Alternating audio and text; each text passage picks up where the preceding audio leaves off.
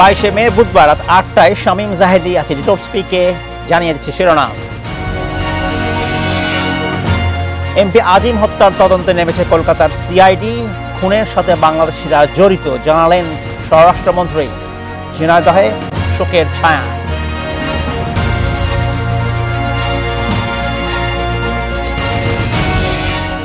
আইসিসির ওপর নিষেধাজ্ঞার ইঙ্গিত যুক্তরাষ্ট্রের। নেতানিয়াহুকে গ্রেপ্তারের সম্ভাব্য পরোয়ানা ইস্যুতে।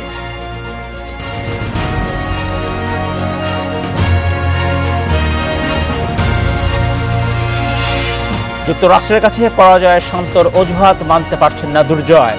সফল না হলে বড় পরিবর্তনের আভাস নির্বাচকদের।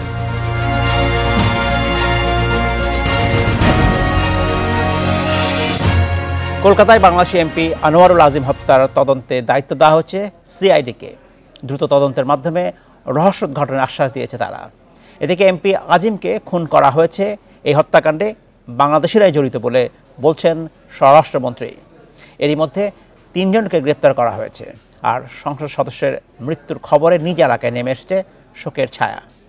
এসব নিয়ে কথা বলতে আমাদের সঙ্গে যোগ দিচ্ছেন জগন্নাথ বিশ্ববিদ্যালয়ের আইন বিভাগের সহযোগী অধ্যাপক খায়ের মাহমুদ। কিছুক্ষণের মধ্যে কলকাতা থেকে যোগ দেবেন সহকর্মী দেবপ্রসাদ অধিকারী এবং ঝিনাইদহ থেকে আরেকজন সহকর্মী বিমল কুমার সাহাও যোগ দেবেন আমাদের সাথে। এই মুহূর্তে যোগ দিচ্ছেন অধ্যাপক খায়ের মাহমুদ। অধ্যাপক মাহমুদ, আপনাকে স্বাগত জানাচ্ছি। আশা করছি আপনি ভালো আছেন। নিশ্চয়ই আপনি আজকে সারাদিনের সংবাদটি নজরে রেখেছেন। বাংলাদেশি এমপি আনোয়ারুল আজিম কলকাতায় চিকিৎসার জন্য গিয়েছিলেন। তারপরে উনি বেশ কয়েকদিন নিখোঁজ ছিলেন, প্রায় 6 দিনের মতো। আজকে জানা গেল উনি নিহত হয়েছেন, খুন হয়েছেন। আপনার কাছে জানতে চাই, সাধারণত এই জাতীয় যখন আন্তদেশীয় হত্যাকাণ্ড বা এই জাতীয় অপরাধ ঘটে তখন এই বিষয়গুলো কীভাবে সামাল দেওয়া হয়? আমি বলার চেষ্টা করছি যে তার মরদেহ কবে দেশে আনা যেতে পারে। নিশ্চয়ই বাংলাদেশে মামলা হচ্ছে, আমরা শুনছি মামলা হবে কলকাতাতেও। পুরো বিষয়গুলো আসলে কীভাবে হয়? কলকাতাতেও যদি মামলা হয়, ঢাকাতেও যদি মামলা হয়, শেষ পর্যন্ত কোন রায়কে গ্রহণ করা হবে, কে দায়িত্ব নেবে পুরো জিনিসটাকে উদ্ঘাটন করবার জন্য? কি হয়েছিল আসলে?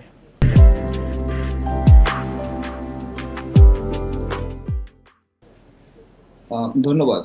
বিষয়টি অত্যন্ত স্পর্শকাতর এবং আমরা সারাদিন আসলে গত 3-4 দিন ধরেই আসলে গণমাধ্যমের কারণে এটা বেশ আলোচিত একটা বিষয়। কেননা আমাদের একজন মেম্বার অফ দ্য পার্লামেন্ট ভারতে গিয়ে নিখোঁজ হয়েছেন। বিষয়টি অত্যন্ত দুঃখজনক এবং উনি হত্যা শিকার হয়েছেন। এখন আইনের যে কথাটি বললেন, আইনের বিষয়টি এখানে অত্যন্ত পরিষ্কার। আমাদের পেনাল কোডে আপনি যদি দেখেন 188, ইটস ভেরি ক্লিয়ার যে অফেন্স বাংলাদেশিরা যদি করে থাকে আউটসাইড বাংলাদেশ, নো ম্যাটার এটা বাংলাদেশিদের সাথে হয়েছে বা কারোর সাথে হয়েছে, তার বিচার এখানে করা যাবে। সিমিলার টু ইন্ডিয়া, আপনি যদি ইন্ডিয়া এবং বাংলাদেশ আপনি দেখেন, কলোনিয়াল পাস্টের কারণে we share same kind of law. আমাদের একই ধরনের আইন অনেক এবং বিশেষ করে আমরা যদি বলি আইনের অধিকার পাওয়ার অধিকার, right to protection of law, এটা আমাদের যেমন সংবিধানে 31 আছে, ওদের 14। যে কোনো ব্যক্তি বাংলাদেশে, যিনি বিদেশি হন, বাংলাদেশে তার যদি অপরাধ হয়, তিনি আইনের অধিকার, আশ্রয় লাভের অধিকার প্রাপ্ত হবেন। একই সাথে ভারতেও সেম। ভারতে গিয়ে যদি কোনো বাংলাদেশি বা বিদেশি সেখানে কোনো ধরনের অন্যায় শিকার হন, ফৌজদারি অপরাধ তার বিরুদ্ধে ঘটে থাকে, তাহলে তিনি সেখানে আইনের আশ্রয় এবং প্রতিকার পেতে পারেন। এখন মামলার যে বিষয়টা বললেন, মামলা আমি যে রেফারেন্সটা একটু আগে দিলাম পেনাল কোডে, সেটা বাংলাদেশিদের দ্বারা বাংলাদেশের বাইরে সংগঠিত কোনো অপরাধ, এমনকি সেটা এয়ারক্রাফট, নো ভেসেলস, যে কোনো জায়গায় হলে বাংলাদেশি আইন বলছে তাকে সে অপরাধটা বাংলাদেশে হয়েছে বলেই ধরে তার বিচার বাংলাদেশে হবে। এবং একইভাবে ইন্ডিয়াতেও সেম। সো দুটো মামলা হলে এখানে সমস্যার কিছু নাই। দেখতে হবে তদন্তের যেই আমাদের যে যোগসূত্রটা, অর্থাৎ বাংলাদেশ এবং ভারতে যেই তদন্ত হচ্ছে অপরাধটির, সেটা যেন সঠিকভাবে হয়। বিচার যেখানেই হোক, বাংলাদেশের বাইরে বাংলাদেশিদের বিরুদ্ধে রায় হলে সেটা বাংলাদেশি আইনে বাংলাদেশে এক্সিকিউট করা যায়। বুঝতে হবে সেটা চূড়ান্ত রায় হতে হবে। একইভাবে ওই অপরাধ যেহেতু বাংলাদেশিদের সাথে হয়েছে এবং বাংলাদেশিদের দ্বারা হয়েছে, সেটার শাস্তি বাংলাদেশের আদালতে বিচারের মাধ্যমে নিশ্চিত করা সম্ভব। এই অপরাধে ভারতীয়রা জড়িত থাকে, তাদের যে বিচার হবে সেটা যদি ভারতীয় আদালত হয়, সেই সাজা তো তাকে ভারতেই ভোগ করতে হবে, বাংলাদেশে নিশ্চয় নয়। তাকে ভারতেই ভোগ করতে হবে। তবে এখানে যদি বিষয়টা এরকম হয় যে বাংলাদেশি কোনো নাগরিক ভারতে গ্রেফতার হয়েছেন এবং ওখানে আদালত, যেহেতু বুঝতে হবে প্লেস অফ অকারেন্সটা ভারত। জি এখানে টেরিটোরিয়াল বিষয় আছে। ওনাকে গ্রেফতারের পরে সেক্ষেত্রে বাংলাদেশের সাথে ভারতের বন্দি বিনিময় চুক্তি আছে, এটা একেবারেই পরিষ্কার এবং খুব হ্যাপেনিং, আমাদের আমাদের প্র্যাকটিস আছে। নিশ্চয়ই। সুতরাং তাকে চাইলে বাংলাদেশ এর কাছে ভারত হস্তান্তর করতে পারে। তবে এটা ভারতের সাথে বাংলাদেশের দ্বিপাক্ষিক বিষয় বলে নিচ্ছি, এখানে আইনগত বিষয় আপনি গিয়ে আসলে বললেন হয়ে যাবে তা কিন্তু না। তার নিশ্চয়ই। বিচারটা জি ওই দেশের আইনে হবে এবং চাইলে ভারত তাকে বাংলাদেশের কাছে হস্তান্তর করতে পারে এবং বাংলাদেশি আদালতে যে নিয়ম মাফিক তার যে বিচার সেটাও চলবে। জনাব এখানে খায়র মাহমুদ, আপনাকে ধন্যবাদ। আমি একটু যেতে চাই আমাদের সহকর্মী যিনি কলকাতায় আছেন, দেবপ্রসাদ অধিকারী, তার সাথে একটু কথা বলি। দেবপ্রসাদ অধিকারী, আপনাকে স্বাগত জানাচ্ছি। আপনার কাছে প্রশ্ন, আমরা সকাল থেকেই জেনেছি যে বাংলাদেশি যে এমপি আনোয়ারুল আজিম খুন হয়েছেন কলকাতায়। তার মরদেহ কোথায় আছে বা সেটা কি অবস্থান কোথায়, এই বিষয়ে কি জানা গেছে এ পর্যন্ত?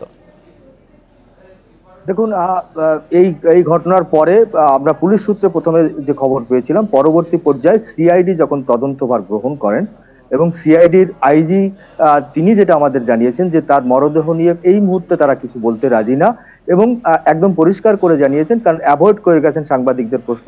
তাকে জিজ্ঞেস করা হয়েছিল যে তার মরদেহ কোথায়, কি অবস্থায় আছে, উদ্ধার হয়েছে কিনা বা পোস্টমর্টেম হয়েছে কিনা, কিন্তু তাৎক্ষণিকভাবে তিনি এড়িয়ে যান, বললেন যে কনফিডেন্সিয়াল বিষয়, এই মুহূর্তে আমরা এই নিয়ে কোনো কথা বলতে চাই না। তবে একটা জিনিস, একটা তথ্য আপনাকে জানিয়ে রাখি, সেটা হচ্ছে ইতিমধ্যেই নিউ টাউন থানা কিন্তু একটি মামলা রুজু করেছে, খুনের মামলা রুজু হয়েছে। কারণ এই কিছুক্ষণ আগে আমরা জানতে পারি যে নিউ টাউন থানায় একটি খুনের মামলা রুজু হয়েছে। এই এমপি ঝিনাইদহের যিনি সাংসদ, তার খুনের ঘটনার জন্য একটি মামলা ইতিমধ্যেই রুজু হয়েছে।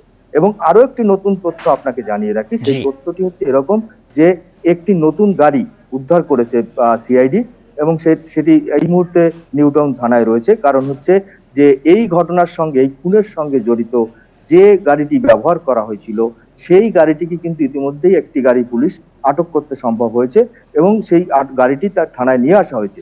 সঙ্গে সঙ্গে তারা পুলিশ এই মুহূর্তে, আপনাকে যেটা বলে রাখি, যে এই খুনের মামলা অর্থাৎ 302 ধারায় একটি মামলা রুজু হয়েছে।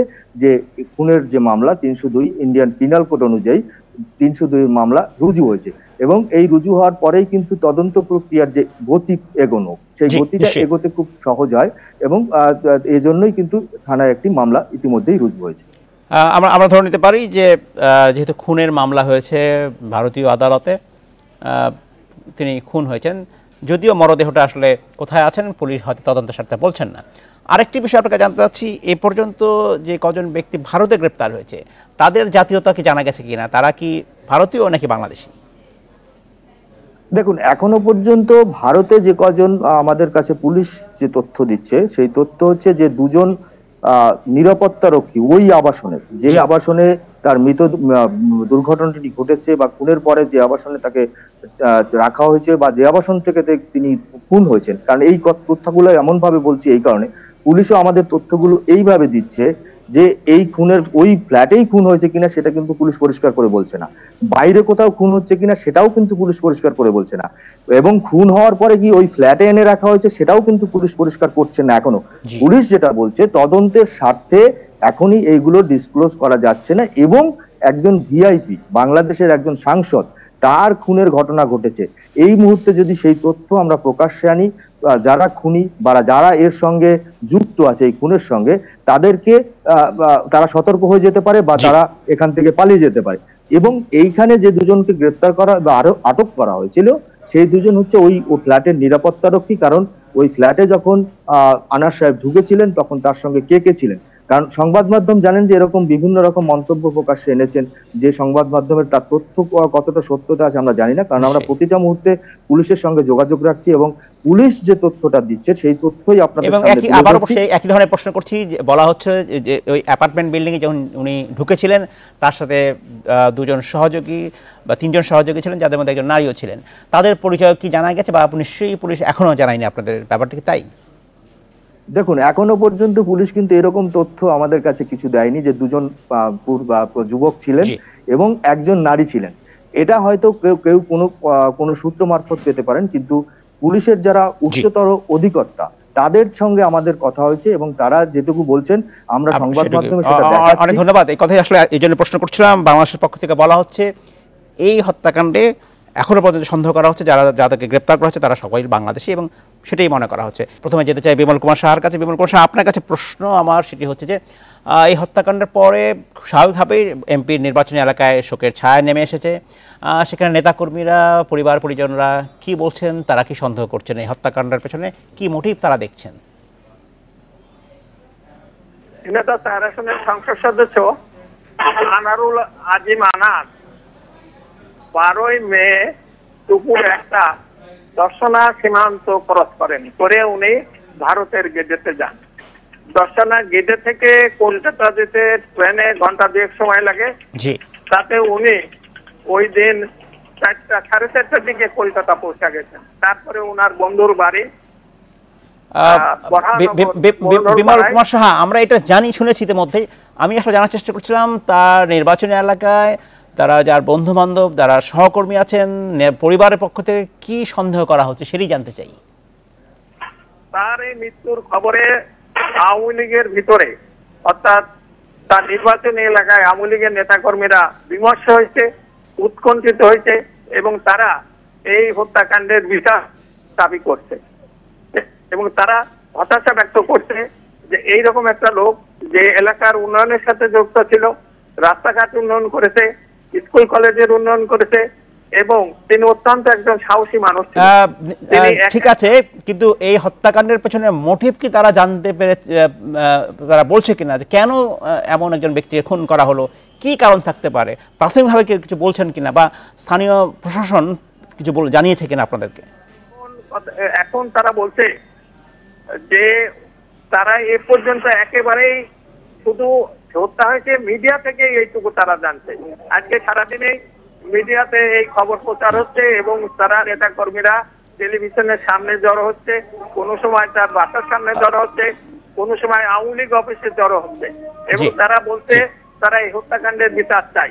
এবং অনেক ধন্যবাদ বিমল কুমার সাহা। শেষ প্রশ্ন আপনার কাছে সংক্ষেপে জানতে চাচ্ছি, খুবই শেষ প্রশ্ন। এমপি আনোয়ারুল আজিম পেশা হিসেবে তার কি কাজ করতেন, তার কি পেশা ছিল, কি ধরনের কাজের সাথে সম্পৃক্ত ছিলেন তিনি? আনোয়ারুল আজিম আনার মাঝে মাঝেই ভারতে যেতেন। তার পরিবারের পক্ষ থেকে জানানো হয়েছিল তিনি চিকিৎসার জন্য গেছেন, এছাড়া আর তারা কিছু বলতে পারে নাই। এবং পরিবার শুধু জানে যে সে মারা গেছে। এবং এখানে আমি জানতে চাচ্ছিলাম আনোয়ারুল আজিমের পেশা কি ছিল, উনি ব্যবসা করতেন, কি ধরনের ব্যবসা করতেন সেটাই জানার চেষ্টা করছিলাম। রাষ্ট্রপক্ষ থেকে তাদের এখনো কিছু জানানো হয়নি, আর এখানে স্থানীয়দেরও প্রশাসনের পক্ষ থেকে কোনো কথাই জানানো হয়নি। বিমল কুমার সাহা, আপনাকে ধন্যবাদ।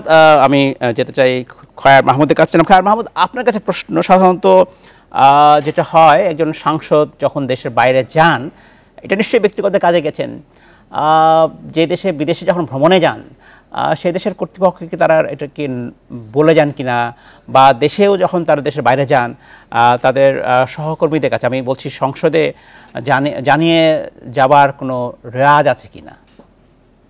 জি, আপনাকে ধন্যবাদ। অবশ্যই আমরা বিশেষ করে আপনি দেখবেন সরকারের প্রতিনিধি হয়ে যারা কাজ করেন, ইভেন একজন চতুর্থ শ্রেণীর কর্মচারীও, তাকে যদি দেশ ত্যাগ করতে হয় তা কিন্তু একটা যেটাকে অবজেকশন সার্টিফিকেট বলা হয়, একটা এনওসি নিতে হয়। সাংসদকে তো অবশ্যই নিতে হয়। উনি দেশের বাইরে ভ্রমণ করেছেন, এটা উনি সরকারিভাবে উনি ব্যক্তিগত সফর হলেও জানিয়েই গেছেন। কিন্তু যেহেতু ওনার ব্যক্তিগত সফর, আমি সেটা একটু পরিষ্কার করে দিই, এখানে উনি হয়তো সরকারি প্রোটোকল যেটা ওটা উনি ব্যবহার করেননি। উনি ওনার মতো করে, আপনি গণমাধ্যমে দেখেছি ভিডিওটা, উনি হাসতে হাসতে একটা ভ্যানে করে উনি পার হয়ে যাচ্ছেন। স্বাভাবিকভাবে বোঝা যাচ্ছে উনি এইখানে, যেহেতু উনি বর্ডার এরিয়ার একজন সাংসদ, ওনার ওখানে হয়তো যাতায়াত আছে, পরিচিত লোকজন আছে, উনি অত্যন্ত স্বাভাবিকভাবেই উনি গেছেন। এবং এখানে সরকারিভাবে যাওয়া এবং ওনার ব্যক্তিগত ভ্রমণের মধ্যে অবশ্যই তফাৎ আছে। কিন্তু বাংলাদেশ সরকারকে উনি জানিয়ে গেছেন। সংসদের সচিবালয়ে আপনি খোঁজ নিলেই দেখবেন যে ওনার ছুটির, কিংবা ওদের ওয়েবসাইটে দেখলেও আপনি দেখবেন অফিস অর্ডারের মধ্যে এটা তালিকাভুক্ত আছে, উনি কতদিনের জন্য গেছেন, কবে উনি ফিরবেন, এটা সরকার জানেন। কিন্তু ব্যক্তিগত সফর বলে, ওনার ব্যক্তিগত যে সফর, উনি কোথায় যাবেন, এটা ওনার শুধুমাত্র ওনারই জানার কথা, এটা অফিসিয়ালি আমার ধারণা মতে জানানোর কথা না কাউকে। এবং আমরা ধরে নিতে পারি যেহেতু এটা ব্যক্তিগত সফর ছিল, ভারতীয় যেখানে তিনি গেছেন বেড়াতে, সেখানকার স্থানীয় প্রশাসনকে নিশ্চয়ই সেটাকে অবহিত করা হয়নি। যেটা একান্তই যেহেতু ব্যক্তিগত সফর। অনেক ধন্যবাদ। আমি একটু যেতে চাই আমাদের সহকর্মী দেবপ্রসাদ অধিকারীর কাছে। অধিকারী, আপনার কাছে জানতে চাচ্ছিলাম যে কলকাতা পুলিশের পক্ষ থেকে আমরা শুনছিলাম সংবাদ মাধ্যমে তারা বলছেন তারা খুব দ্রুতই এই রহস্য উদ্ঘাটন করতে পারবেন। আসলে আদতে এই রহস্যটা কত দিনে জানা যেতে পারে এমন কোনো আভাস দিচ্ছে কিনা? খুব স্বাভাবিকভাবে পুলিশ বলে যে খুব তাড়াতাড়ি, এই তাড়াতাড়িটা আসলে কবে? দেখুন, অখিলেশ চতুর্বেদী তিনি দায়িত্বভার গ্রহণ করার পরেই কিন্তু ঘটনাস্থলে গিয়েছিলেন এবং তিনি সাংবাদিকদের মুখোমুখি হয়ে যে প্রশ্নটি আপনি করলেন ঠিক এই উত্তরটি দিয়েছেন যে আমরা কিছু তথ্য ইতিমধ্যেই সংগ্রহ করতে পেরেছি, আমাদের কাছে কিছু তথ্য ইতিমধ্যেই এসে পৌঁছেছে, কিন্তু সেই তথ্যগুলো আপনাদের সামনে তুলে ধরছি না তদন্তের স্বার্থে।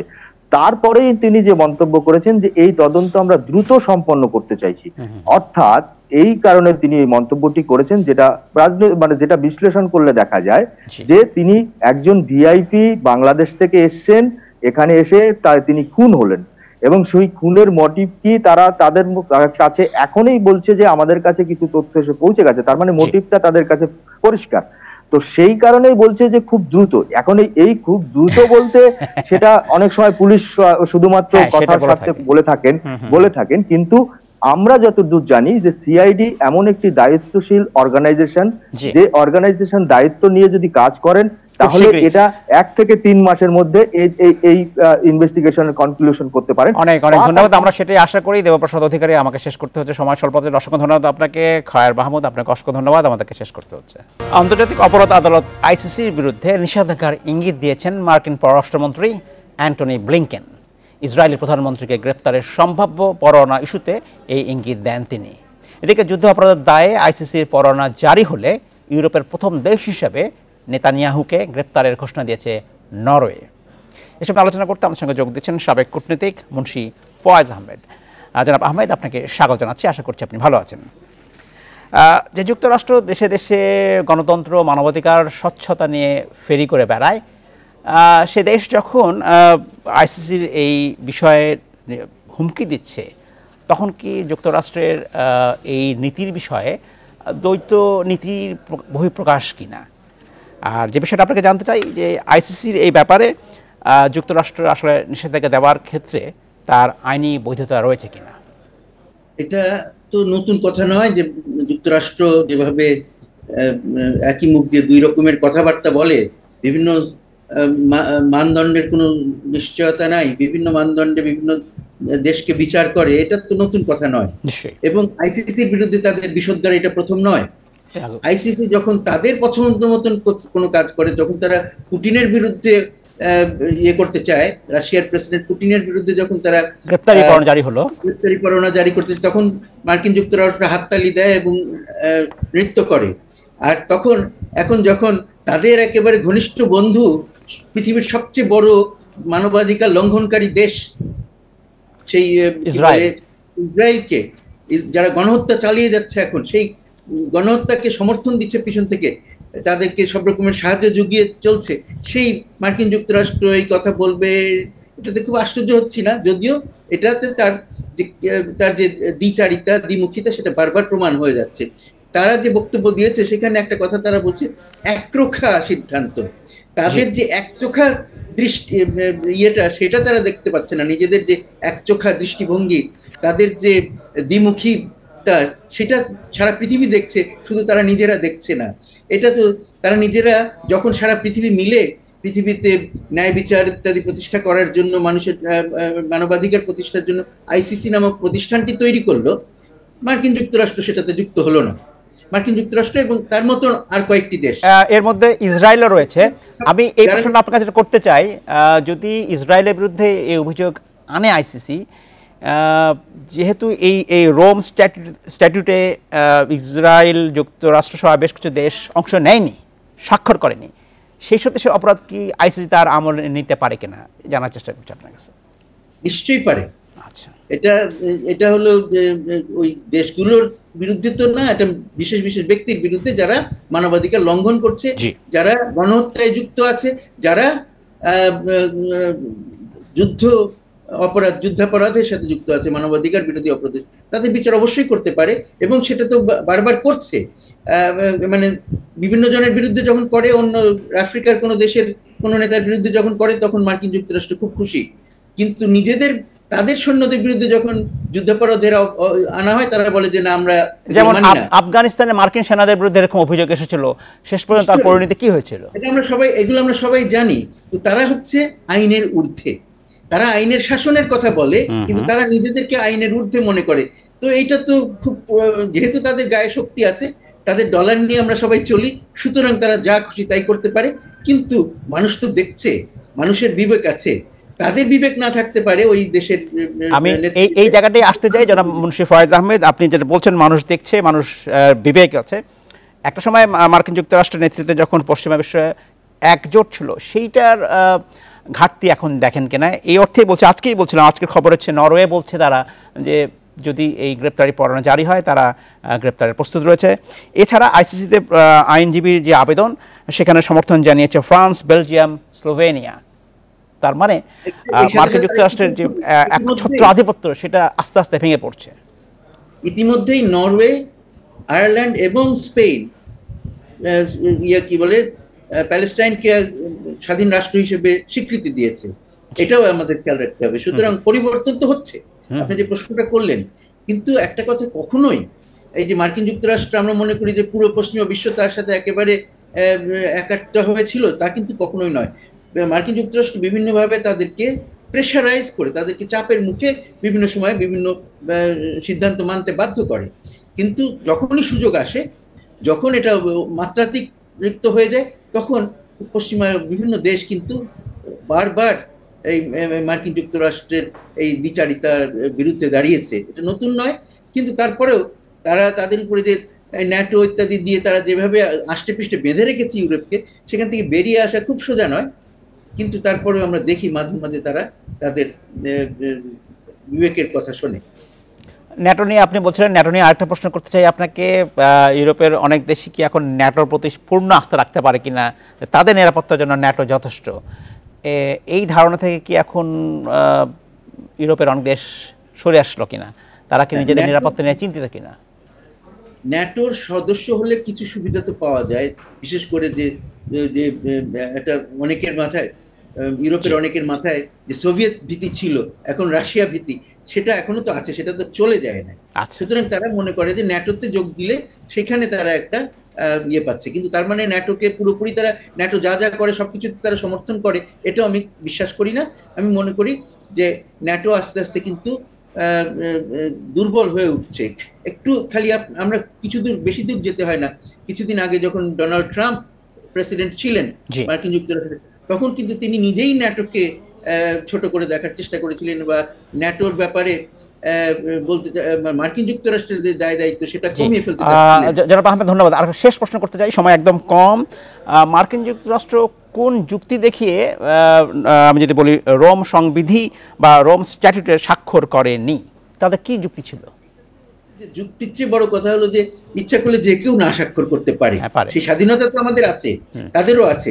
কিন্তু যেখানে তারা ন্যায় বিচার ইত্যাদির কথা বলে, সারা পৃথিবীতে ন্যায় বিচার প্রতিষ্ঠা করার জন্য এটা একটা অত্যন্ত গুরুত্বপূর্ণ একটা প্রতিষ্ঠান, সবাই মিলে তৈরি করেছে, সারা পৃথিবীর মানুষ যেটাকে সমর্থন করছে, সেখানে মার্কিন যুক্তরাষ্ট্র তারা যেহেতু তারা নিজেরা নিজেদেরকে বিচারের ঊর্ধ্বে মনে করে, তারা সেই জন্য এটার থেকে দূরে থেকেছে।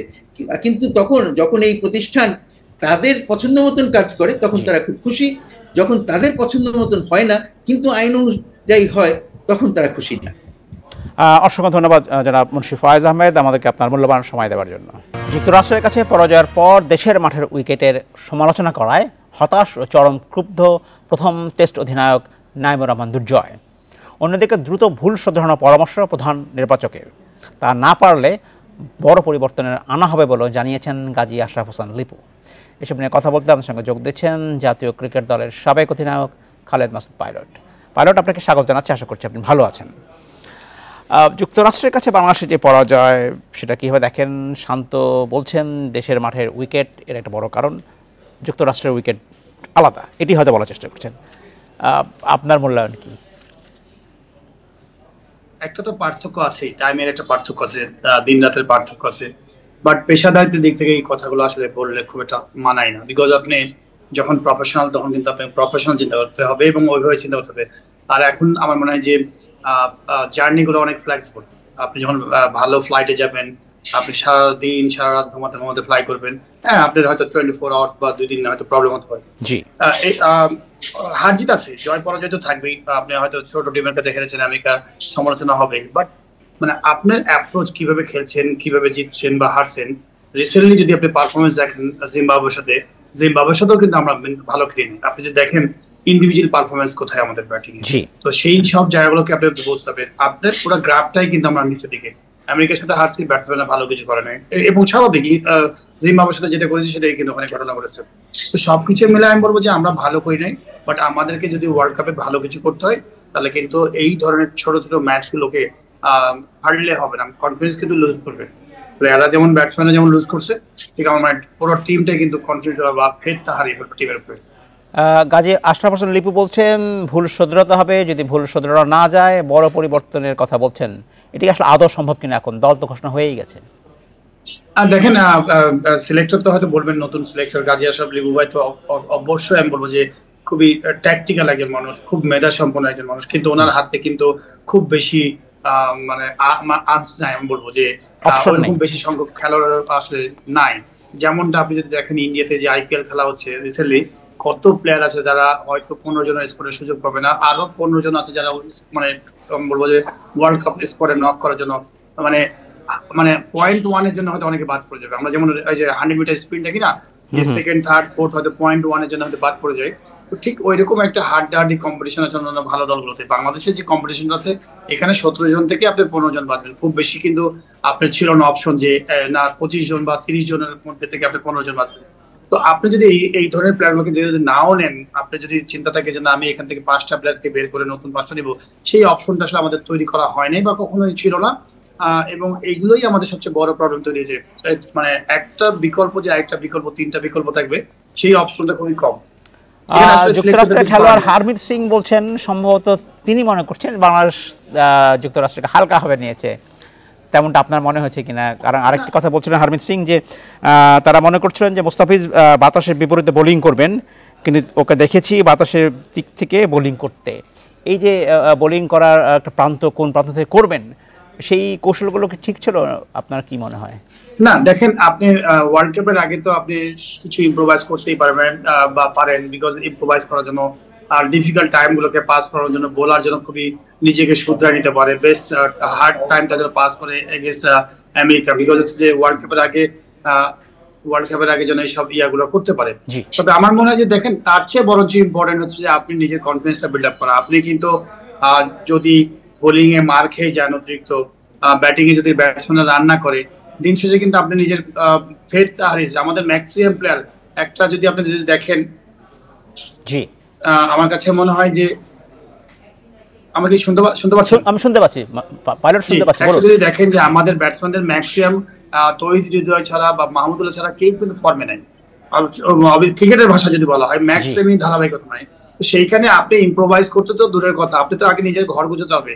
বোলারে আপনি যদি দেখেন যে বোলারদেরও তো কনফিডেন্স তৈরি করতে হবে যে না এগেইনস্ট ইউএস এর সাথে আপনি ভালো 3টা 4টা 5 উইকেট নিলেন, 4 ওভারে হয়তো 15 রান দিয়েছেন, সেই কনফিডেন্সটাও তো তৈরি করতে হবে। আপনি যখন হেরে যাচ্ছেন তখন কিন্তু কনফিডেন্স আরো লুজ করছে প্রত্যেকটা প্লেয়ারের জন্য। আপনি এই পরাজয়ের জন্য কোন ডিপার্টমেন্টকে বেশি দায়ী করেন, বোলিং, ব্যাটিং, ফিল্ডিং? না, ব্যাটিং কলাপস, আপনি তো রান করে নাই। আপনি তো দেখেন যে রানটা করা দরকার ছিল সেই রানটা তো করে নাই। টপ অর্ডারে তো কেউই রান করে না, তো ইতিহাস শুধু একটা রান করেছে, পিছন দিকে ওইভাবে রান নাই। তো পুরা 20 ওভারে তো আপনি এই লো স্কোরিং এরকম একটা স্কোর নিয়ে তো আপনি এগেইনস্ট আমেরিকা, এমন না যে আপনি সাউথ আফ্রিকার সাথে খেলছেন বা ইংল্যান্ড বা অস্ট্রেলিয়ার সাথে খেলছেন যে আপনি তাদের বোলিং অ্যাটাকটা এক্সট্রাঅর্ডিনারি, আপনি খুব কম খারাপ বল পাবেন তাদের কাছে।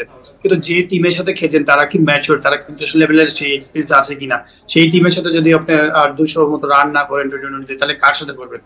উইকেটে শুধু দোষারোপ করলেই তো হবে না। আমরা তো খারাপ উইকেটেও খেলা দেখি। কয়েকদিন আগে আমি আইপিএল খেলা দেখছিলাম, একদম এত বড় টার্নিং উইকেট, সেখানে মানে অলমোস্ট 200 রান মতো করে ফেলেছিল বিরাট কোহলির টিম। তো এইখানে আমার কাছে আমরা কিন্তু এরকম স্পিন ট্র্যাকে বলেন সব ট্র্যাকে খেলেছে, তো যে এমন ট্র্যাক তেমন ভাবে আপনি খেলতে হবে, কিন্তু টোয়েন্টি আপনি 170+ রান না করলে আসলে আপনি যে কোনো সময়ের সাথে ম্যাচ জেতা খুব কঠিন। অসংখ্য ধন্যবাদ পাইলট আমাদেরকে আপনার মূল্যবান সময় দেওয়ার জন্য। এই ছিল ইউটার স্পিকে ইন্ডিপেন্ডেন্ট টেলিভিশনের সব খবর। বিস্তারিত জানতে চোখ রাখুন ফেসবুক, ইউটিউব এবং এক্সে। সাথে থাকার জন্য ধন্যবাদ।